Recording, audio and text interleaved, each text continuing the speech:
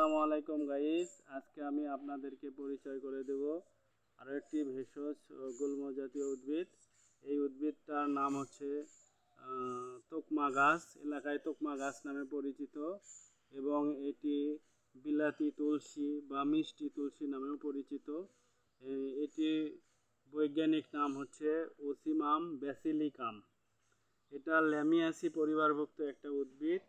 এই উদ্ভিদটা 1 থেকে 3 মিটার পর্যন্ত লম্বা হয়ে থাকে।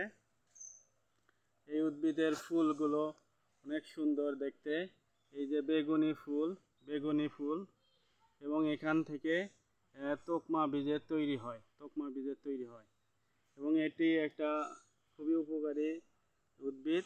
এই উদ্ভিদের পাতা, বীজ এবং কাণ্ড এটা মানুষের কোষ্ঠকাঠিন্য দূর করে, তারপরে গ্লুকোজের মাত্রা নিয়ন্ত্রণ করে, তারপরে চর্মরোগ, তারপরে ত্বক এবং চুলের যত্ন ব্যবহার করা হয়।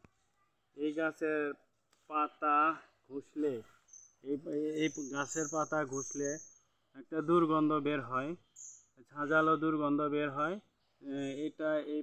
এই গাছের পাতার রস সবজি খেতে ব্যবহার করলে প্রাকৃতিক কীটনাশক হিসেবেও ব্যবহার করা হয়। আবার এই গাছের রস নারকেল তেলের সাথে মিশিয়ে গায়ে লাগালে চর্মরোগ, চুলকানি থেকে রক্ষা করা যায়। এই গাছের রস চুলের যত্নে ব্যবহার করা হয়, চুল পড়া বন্ধ হয়।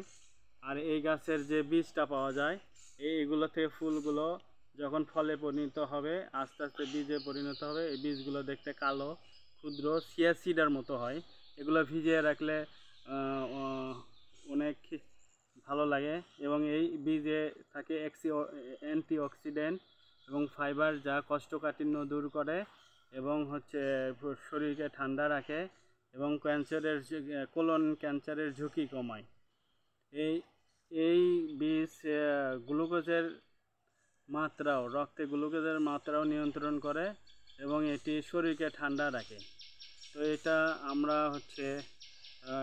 যদি খাই তাহলে আমরা সুস্থ থাকবো, ভালো থাকবো। তো আজকে এই পর্যন্ত। ধন্যবাদ সবাই।